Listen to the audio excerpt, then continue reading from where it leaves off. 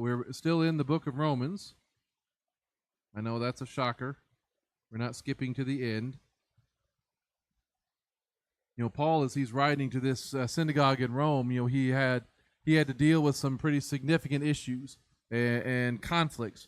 Remember, he didn't set out to write what is the greatest document in Western civilization. He wrote it as a pastor, to a congregation in need, one that's been divided between Jew and Gentile, between those who believe in Messiah and those who are at best unconvinced. Remember this moment that I shared in the very first message about the history of things, how Suetonius, a Roman historian, writing around 122 AD, mentions that Emperor Claudius expelled the Jews from Rome because they were constantly making disturbances at the instigation of some named Chrestus. Remember that? They were arguing. It was becoming such a disruption to the community that says, it's basically all of you get out. Y'all remember how long they were gone? They were gone for 5 years until Claudius died. And you had all of those, the ones that they didn't consider Jews, the ones that were Gentiles, either that had converted or were in the process of conversion, those who believed in Messiah, they were left for that entire time to keep things going until those 5 years were over. Of course, they didn't know how long it was going to be until they came back. And they might have brought with them some of the Torah scrolls. They might not have had all the access that they did. They certainly didn't have all of the wisdom and knowledge for those 5 years. And it wasn't necessarily the happiest of reunions, especially with the debate over Messiah was still ongoing, especially with the debate about the Gentiles and their place in that world to come, in the Messianic era. That's still raging between the School of Hillel and the School of Shammai. If you remember, Shammai did not think that the Gentiles had a place in the world to come, that the Messianic era was just for the Jewish people. And so the only way that a Gentile would be a part of that was if they fully and legally converted to Judaism in what is that year-long process that's referred to as circumcision. You have to go through all of that, legally convert to Judaism. And of course, at that point, they cease being a Gentile anymore, and they're considered to be a Jew. So Shammai's perspective that no Gentile enters the Messianic era still holds. Shammai acts as if ADONAI, the God of Abraham, Isaac, and Jacob, that we read about in the Old Testament, the Tanakh, that he is only God for those in that lineage, in that direct bloodline descendants, and nobody else. In the last few verses of chapter 3, Paul once again refutes Shammai's position. But he starts by asking the same kind of question. Is God the God of the Jewish people only? That is Shammai's position. Is he only the God of the Jewish people because he only wants them, or he is limited to them only, as in he does not claim the Gentiles, nor does he really want authority over them, in that sense of, these are my people, and I'm not really interested, I'm not really concerned about anybody else. Will there only be Jews in the Messianic kingdom, as Shammai and his followers teach? And there's some questions or some implications from that position. If that's so, does he really love the world? Does he really love the entirety of the human population? Or does he not love all of the descendants of Adam? And if it's so that I'm only worried about the Jewish people, how can he really, on what basis is he really going to judge the Gentiles or their nations at all? How can he condemn them for breaking his Torah, his law, i.e. sin, if he claims no position over them if Adonai is the God only of the Jewish people? Because remember, to have a different law or a different Torah is to have a different king. And I think back to the King Arthur storyline. Y'all remember that one? The famous knight that joined into his round table was the name of what? Lancelot. He was not from there, was he? He was not a local. Lancelot, cannot pledge to be a knight of King Arthur if he's still going to uphold the code and the laws of the King of France, right? Because he's not really loyal to the king. How many masters can you serve, after all, is the question. So how can the Gentiles claim to be God's people if they aren't required to keep his law, the Torah, as people are accusing Paul of arguing for and saying that we looked at extensively last week? Because there's other gods out there. If they belong to them, they have their own laws, they have their own ways. If Adonai is for the Jews only, then let those gods judge their own people and by their own standards. Such a position that Adonai is for the Jews only, without understanding or without intending to, maybe they're actually limiting God's authority. They're limiting his influence and his dominion. Because if he's only the God over those people, over the Jewish people, then he's not really the God of the others. And Paul wants nothing to do with that. He says, is God the God of the Jewish people only? Is he not also the God of the Gentiles? And his answer is yes. Of the Gentiles also. Yes, Adonai is God. He is sovereign over all, over the Gentiles also, whether they believe in him or not, whether they know him or not, because he created Adam and Eve, the father and mother of the living, that everybody can trace themselves back to those two. That's the point Paul makes when he's in Athens. So he says, from one man, one blood, he made every nation of men to live on the face of the earth, having set appointed times and the boundaries of their territory.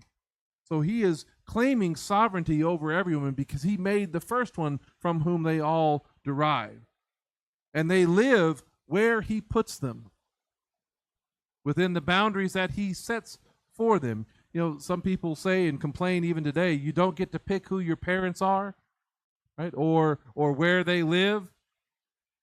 We talked about the benefits of being born in America and how much better it is than some other countries, but how it's even then, it's not a guarantee of success or riches, those kinds of things. But he controls where each people live and their boundaries. But notice he controls more than just location. He also determines when each person lives. You realize Adonai could have put you not only anywhere he wanted, and since he's not limited by time, he could have put you any when he wanted as well. Anytime. But he puts you not just here, but he also puts you now, in this day. Something about this day and time that he wants you to be a part of. Being born for such a time as this is true of all of us in these days of fulfillment. And that's needed, that's necessary, because he is the God of the Gentiles also. But how is God the God of the Gentiles also? How can they have this place in the Messianic era? How can they stand before the king sitting on the throne in that era, in that kingdom, in that Messianic day, if they have never pledged an oath of loyalty to him or to keep his ways? If they are all, essentially, by not doing those things, if they're all the goats that are escorted off to the left while the Jews are the sheep of his pasture, they don't know the Torah. They haven't been made holy. They haven't been sanctified by his word like the Jewish people have all of these centuries.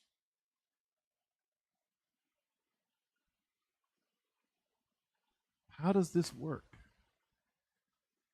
Go back up a little bit. Romans 3:19. We know that whatever the Torah says, it says to those within the Torah, so that every mouth may be shut and the whole world may become accountable to God. Everyone, the whole world, is accountable to God, whether they are within the Torah or not, because his word is being scattered. His word is going forth from Zion. Everyone is subject to it. Everyone is proven to be guilty of breaking it and warranting God's judgment. Every person, every tribe, every nation, every ethnicity experiences the consequence of breaking the Torah. Everybody experiences death. And people may talk and boast about as if they are keeping God's law and his Torah, but even them, to those within the Torah, they're going to be proven wrong. Because when God shows up to judge, even the righteous, even the blameless, even like Job in the Tanakh, when God showed up, how much did Job speak at that point? Not much, as in not at all. He wanted to plead his case and say how he is right and he doesn't deserve all of this. He's better than that. He didn't warrant any of this. And he said, let me plead my case before God. And he shows up and only God speaks. All will remain silent. Every mouth may be shut. Because standing uncondemned before the throne, your place in the kingdom to come, it's not a matter of bloodline. It's not a matter even of Torah. That's verse 20. Now we know that whatever the Torah says, it says to those within the Torah, so that every mouth may be shut and the whole world may become accountable to God. For no human on the basis of Torah observance will be set right in his sight. For through the Torah comes awareness of sin. You're not going to be able to stand before him saying, I have kept the Torah perfectly. And remember that definition of sin, that everyone practicing sin, this is 1 John 3:4, everyone practicing sin also practices lawlessness. Indeed, sin is lawlessness. Or the King James puts it, sin is the transgression, the breaking of the law. So sin is that transgression. Sin is that breaking of Torah. So what's the opposite of sinning then? If you're not sinning, what are you doing? If sinning is breaking it, then not sinning is observing it, is keeping it, right? As believers in Yeshua, are we called to continue a life of sin or a life of not sinning? Which one are we supposed to strive for? We're supposed to continue or strive for a life of not sinning. Therefore, that's a life striving to keep the law, the Torah of God. At least we should be resisting sin, right? So we reject a life without the Torah and strive for a life with the Torah. But we are not set right. We are not justified before God through the Torah. That's out of order. We don't keep the Torah to be justified. No one will be justified before him. And no herald or angelic messenger is going to announce on that day, if you're standing before the king, that no angel or messenger is going to be able to say, now here is one who is truly righteous and has been keeping my Torah and has earned his place in my kingdom. You'll never hear that. Rather, our breaking of the law, breaking of the Torah is going to be made evident. And as James talks about, if we have stumbled at one point, it's as if what? We are guilty of breaking how much of it? All of it. We have categorically changed from a law keeper to a lawbreaker, no matter what it happens to be. And every single person, whether Jew or Gentile, then becomes aware of their rejection of the king's law, becomes aware of their lawlessness, their mouth becomes shut. Because your guilt at that point is not in question. No one can brag or boast about a guaranteed spot in the kingdom, not even those who have the most benefits that Paul had been talking about earlier, the Jewish people themselves. Because he asks in verse 27, where then is boasting? Does anybody have something to boast about? Now, has Paul in other places of Scripture, can he rattle off a good list of his qualifications? Oh, yeah. Is he more qualified than me and anybody here in this room? If you're going on that, yes, he is. And what's he saying? Is he going to boast on that day? No. Boasting is excluded, even from Paul. Now, Jewish people have broken the Torah, maybe not in the same way that the Gentiles do, maybe not exactly to the same degree that the Gentiles do, but it puts them in the same legal category, this lawbreaker, this worker of Torahlessness, no different categorically, legally, than this Gentile. And on that basis, our boasting is excluded. Our place is not guaranteed in the kingdom. It's not an automatic. So Shammai is not just wrong about the Gentiles and their place, excluded outside from the kingdom. He's also wrong to assume Jewish people's place in the kingdom. He's wrong to make the assumption that, we're just because we are Jewish, that means we're automatically good. But what can be done? So the better question than that one really is, what has God done? What has he done? It says in verse 21, he says, now in this day, God's righteousness apart from the Torah has been revealed, to which the Torah and the prophets bear witness. God has a source of righteousness that is distinct from, separate from the Torah. And he is revealing it to those who have been even given the oracles of God, to the Jew first. And he's been revealing it and talking about it and preparing them for this all along by revealing it in the Torah and the prophets. They bear witness to this righteousness. They've been reading about it all along. They should know about this righteousness that is apart from the Torah, if they are truly students of his word and students of the Tanakh and the prophets. Adonai wants this source of righteousness to be available to everybody, because everybody needs it. God's righteousness apart from the Torah has been revealed, to which the Torah and the prophets bear witness, namely the righteousness of God through putting trust in Messiah Yeshua to all who keep trusting. It's available to anybody and everybody, to all who believe, for there is no distinction. Right? This source of righteousness is there, it's available, it's made for you, not on the basis of bloodline, not on the basis of that. There is no distinction between Jew and Gentile when it comes to this need, because all have sinned and fall short of the glory of God.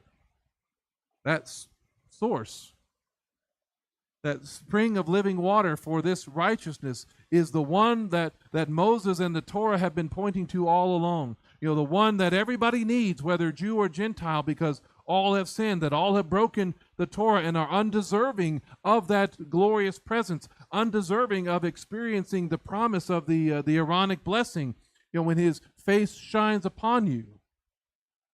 It's faith in the Messiah, faith in the Word, faith in the Memra, that is that source of righteousness for his people. And it's believing in that promise, believing in the same promise, the same word that Abraham did, the same one that he was looking forward to when God revealed it to him,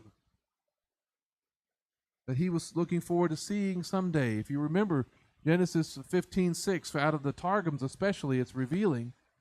It says, talking about Abraham, he believed in the Lord, and he had faith in the Memra. Did we lose the signal? Okay.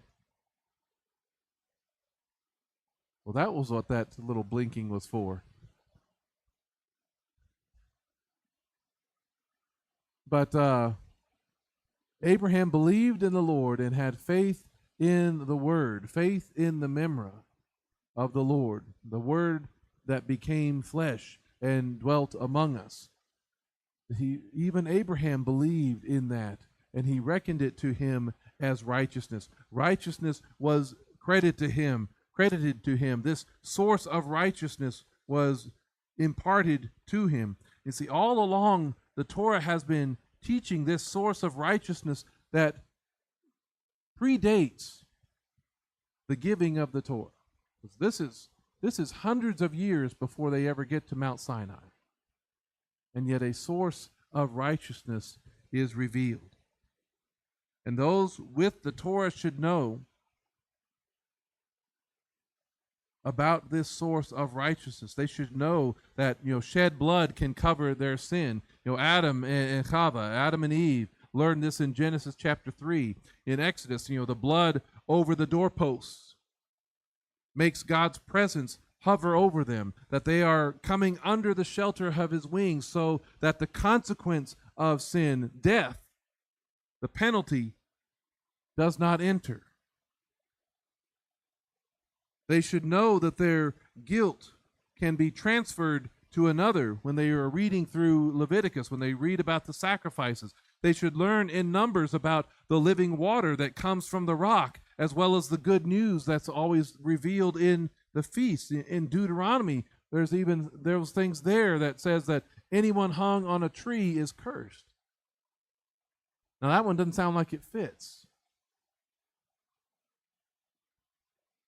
And yet it does. How is righteousness, the righteousness of God, revealed even in that? Because the mechanism of transferring God's righteousness to his people for giving Torah breakers a place in the Messianic era is the fact that Yeshua was hung on a tree, crucified, and became the curse for us. Verse 24 says, they are set right as a gift of his grace through the redemption that is in Messiah Yeshua. In that one act, a principle of Torah is revealed. And that is the idea of redemption. When you go and read about that, a person can sell themselves into slavery to pay off their debt. Or they can be just sold by their debtors. And we are in debt.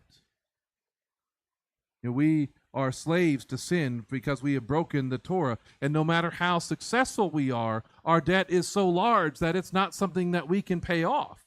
But the Torah, what's great about the Torah in revealing this source of righteousness and revealing this means of justification, of redemption, is that it makes a provision even for members of our family, of our household, of redeeming us. It says in Leviticus, if an outsider or sojourner with you becomes rich, while your brother beside him has become poor and sells himself to the outsider dwelling among you or to a member of the outsider's family, after he is sold, he may be redeemed. One of his brothers may redeem him. Or his uncle's son may redeem him, or anyone who is a close relative to him from his family may also redeem him. Or if he has grown rich, he may redeem himself.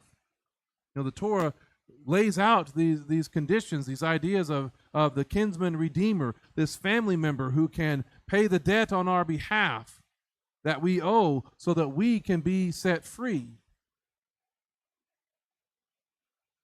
Now, Yeshua, if he is going to be our kinsman redeemer, if he is the one who can pay our debt and set us free from our bondage, he has to be our brother, a close relative.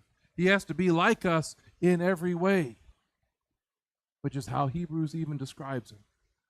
Therefore, since the children share in flesh and blood, he himself likewise shared the same humanity, so that through death he might break the power of the one who has the power of death, that is, the devil, and free those who by fear of death were in bondage all their lives. Verse 16, it says, "For surely he is not concerned about angels, but about the seed of Abraham. Therefore he had to be made like his brothers in all things, so he might become a merciful and faithful Kohen Gadol, a high priest in the matters relating to God, to make atonement, a covering for the sins of the people." He has become made like his brothers, so he can fulfill that role of one who pays our debt.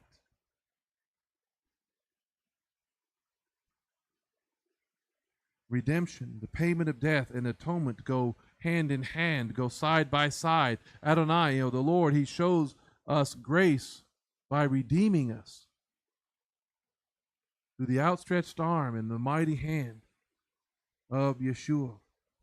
By him being hung on a tree, becoming a curse for us, paying the debt of death on our behalf, and in doing so, he covers our sin. They are set right as a gift of his grace through the redemption that is in Messiah Yeshua. It says God sent forth Yeshua as an atonement, as a covering, through faith, through belief, through trust in his blood, to show his righteousness in passing over sins that are already committed. So God is presenting, he is setting forth Yeshua as this atonement, as this covering. In the Septuagint, it's the same word as mercy seat that they use when the Ark of the Covenant is being described in Exodus. That he is the place, or he is seated in the place of atonement, because as the Messianic king, that's where he sits, right? That's his throne. So the Exodus reveals both the payment in blood by the sacrificed lamb and the covering of the home by the blood on the doorpost. The atonement that's even over the doorpost, so that those that are within it are protected. He passes over the sins that are already committed, those in past generations, just as much as he passes over the sins of the current generation, and just as he does the sins of the future generations. Because as we were just singing about, he is the God who was and who is to come.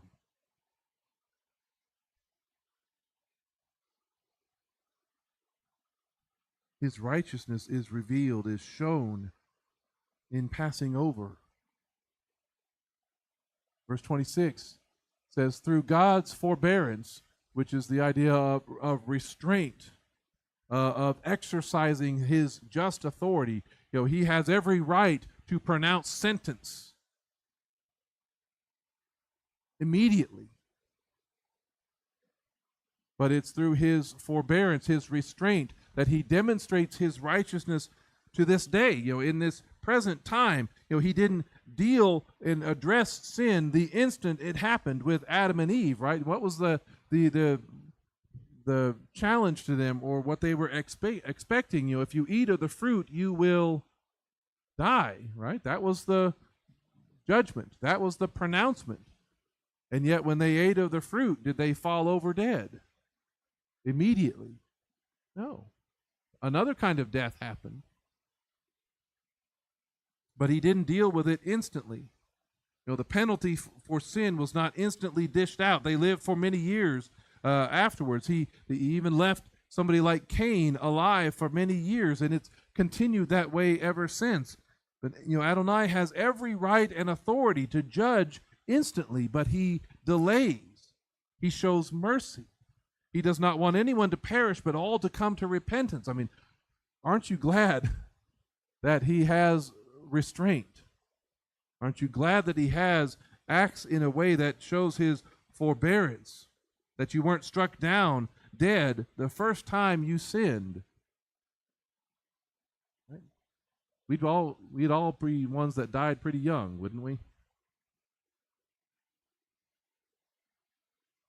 So even though he delays, the exercising of his authority, even though he delays. And some might think to accuse God with that statement that you hear sometimes, that justice delayed is justice denied. Anybody else heard that one before?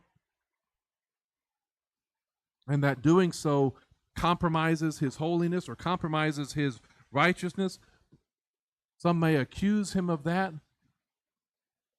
But what somebody who is a student of the scriptures and the Torah, Paul talks about in Galatians, in the fullness of time, even if it's thousands of years later, that God sends Messiah Yeshua, born of a woman, born under the Torah, born under the law, to do what? To redeem those under the Torah. And we all are. Because in doing so, his righteousness is revealed, it's demonstrated, it's established. It says in back in Acts chapter 17, he puts it like this. This is describing that forbearance. He says, although God overlooked the periods of ignorance, now he commands everyone everywhere to repent. And this is why. For he has set a day. There is a day that is coming on which he will judge the world in righteousness through a man whom he has appointed. He has brought forth evidence of this, of that man being the one through whom he is going to do so. He has brought forth evidence of this to all men by raising him from the dead. That's the evidence. And he is just. He has a day, that day of where judgment is going to happen, where justice will be poured out. That day is coming, and that's not something we can stop, whether we like it or not, whether we think it's never going to happen or not. There is a day that is coming. But it's his restraint from exercising that just authority, that's a good thing. Justice delayed is not in any way justice neglected or forgotten. But in doing it this way, that righteousness through faith in Messiah ensures that his position as judge is actually not going to be compromised. He is and will continue to be righteous and just in what he does. He is the one who is the judge, but he is also the one who is the justifier. He is the one who makes right through this righteousness that is apart from the Torah, which is this gift of his grace. This is where it's going in Romans chapter 3. He says, through God's forbearance, he demonstrates his righteousness at the present time, that he himself is just, because that day is coming. He's also the justifier of the one who puts his trust, his faith in Yeshua. See, ADONAI, he sets the standard. He sets the standard of righteousness, and he is upholding that standard of righteousness. He satisfies that standard of righteousness. The standard that none of us meet. He satisfies that standard of righteousness by crediting it to those who believe in his promise and who believe in the one that has been provided for them. Not because somebody has earned it or deserved it or being better than, or even if they are trying to live by the standards of the Torah. No one can boast that they have earned their place in the kingdom of God. That's why he asked that question. Where then is boasting? It is excluded. By what principle? Of works? No. It's not excluded, or it's not provided because of that. It's all by the principle of faith. Because we consider that a person to be set right apart from the Torah observance. There's a different standard or a different application of righteousness, a different source that is needed. And so Paul is arguing that your place in the kingdom is secured before even or apart from keeping or taking up the Torah. Just like the Israelites were redeemed from Egypt before they ever went to Mount Sinai to receive the Torah, to receive the law. Just like Abraham was declared righteous by faith in the Memra under that priestly mediation of Melchizedek, before that sign, this is the kicker of that whole thing, because what's the whole conversion process called again? Of converting to become a Jew in that day? Circumcision. Right. Abraham was declared righteous by faith before or after the sign of circumcision was given? It was before.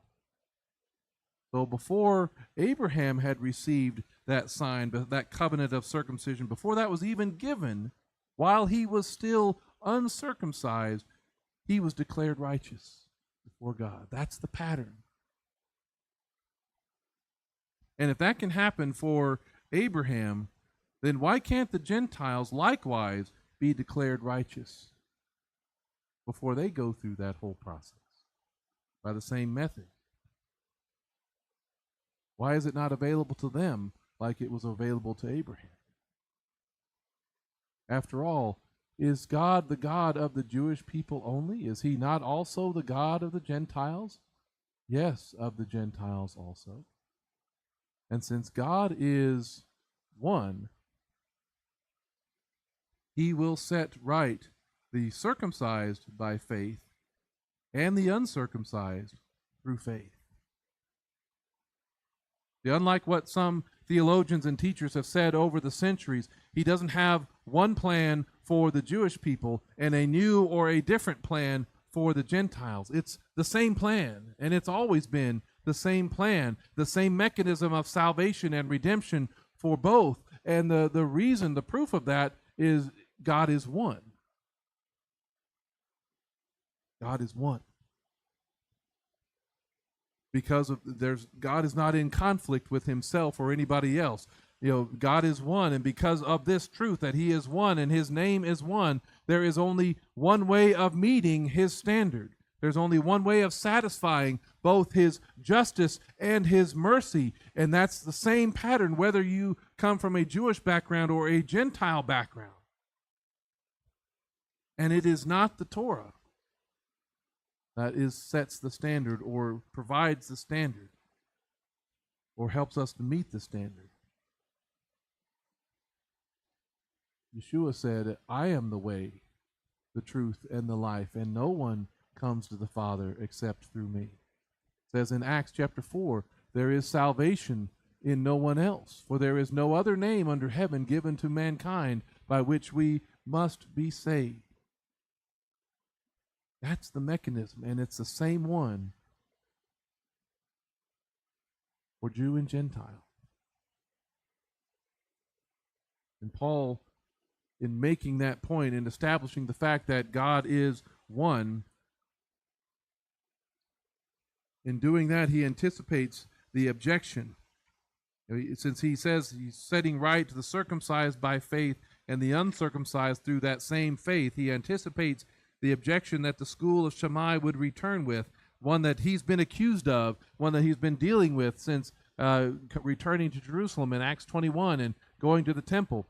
So they're going to say and come back and challenge him, well, aren't you just nullifying the Torah through this whole thing, this whole idea of faith? Aren't you doing that? Paul, you're nullifying, you're negating, you're rendering idle or inoperative the Torah. You're making it of no use. You're depriving it of its force or authority or its influence. You're basically cutting us off. You're severing us, all of us, from the importance and the need to keep the Torah. You're exempting and discharging us from the oath that we took to keep it. Are you nullifying the Torah through this whole idea of faith and trust and this source of righteousness that is apart from Torah? Are you saying, Paul, that the usefulness and the authority of the Torah is done away with just because we believe in Yeshua as the Messiah? That's like severing a tree from its roots in the ground and expecting it to continue living and bearing fruit. Is that what you want for not just us, but for the Gentiles as well as the Jews? Do we nullify the Torah through faithfulness? And his answer is no. May it never be. On the contrary,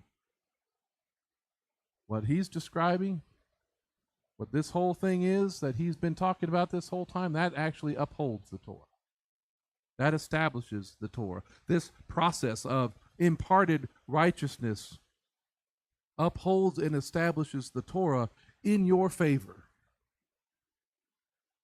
Because without this process and this means of giving or attributing righteousness apart from the Torah, if that process is not real, if it is not something that is genuine or valid, without this process, for the Torah to be upheld will mean that your and everyone else's death without any possibility of parole, as they would say. Because as he talked about back in Romans chapter 1, verse 18, he says, the wrath of God is revealed from heaven against all ungodliness and unrighteousness of men. That's going to happen unless it's in your favor, unless you have a source of righteousness that is not your own, because you fit in the ungodly and the unrighteous category. Because even the Jewish people would all get swept away in that reality, the wrath of God being revealed, for the Torah to be upheld without this. But instead, the Torah is upheld by this that he's been talking about, that Moses wrote about all along. The Torah is upheld, and both Jew and Gentile are justified because Messiah is the one who meets the standard and credits righteousness to those who believe. The authority and the importance of the Torah is sustained for the believer and the community of faith. Our connection to the Torah is actually not broken at all. It's maintained because the Torah is the fruit that comes through keeping the Torah, is the fruit of a redeemed life. It's meant for all of those who have been redeemed, all of those who have been accepted, who have accepted Messiah and been accepted by him. You're redeemed from the kingdom of darkness. You're delivered into the kingdom of the Son that he loves. You are redeemed from Egypt and taken to Mount Sinai and shown the way that a redeemed person lives. For the Jewish person, the Torah should lead them to the Messiah, since he is the goal of the Torah. That's Romans 10. And for the Gentile, Messiah should lead them to the Torah, since he is the Word that's made flesh. You think about it, this is the fullness of time that we are being born into in our day. You know, Abraham was looking forward to seeing the days of Messiah and the days of his kingdom. Even Paul was looking forward to the day when the mystery of God is completed and the Jew and Gentile come together as one new man based on their faith in Messiah. It is through him. That's what he's been striving for and hoping for all along. That's what we're seeing happening more and more in our own day. That's where everything is going. Where we see this righteousness, God's righteousness, apart from the Torah, being revealed, which the Torah and the prophets bear witness, namely the righteousness of God that's available to Jew and Gentile by putting your faith, your trust, your hope in Messiah Yeshua for all those who keep trusting. And may we all embrace and trust in that provision of God, in that means and mechanism of God available to us both. May we trust in Messiah Yeshua and walk together toward and into his kingdom as the day approaches. And may we all be those who long for his appearing. Amen.